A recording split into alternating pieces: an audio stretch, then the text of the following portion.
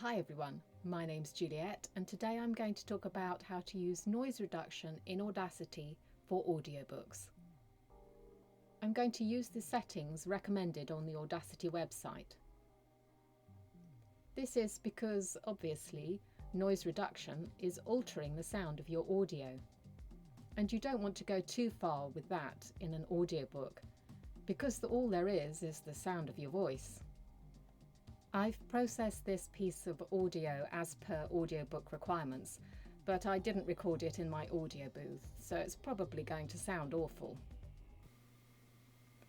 I'll see you there. Thank you for watching. Yep. But hopefully that will make the difference obvious. It's not going to reduce it all. I really need to be in my audio booth to get the best result with that. Now, the first thing you need to remember is to always have the audio run with you being silent for at least 10 seconds before or after you talk. This is to give a clean piece of room tone that you can use for noise reduction. I've left the silent part at the end. The first thing I need to do is to highlight that and go into noise reduction and click on the Get Noise profile. This then analyses the room tone and only that, so it can remove it from behind where you're talking. Once it's done that, highlight all of your audio and go back into noise reduction.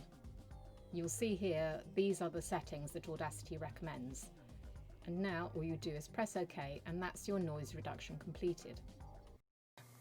Thank you for watching. Thank you for watching. Of course, if you're not doing an audiobook, you could fiddle around with the settings, like on a YouTube video, for example. For more videos related to audio production, including Audacity, check out this playlist. I'll see you there. Thank you for watching.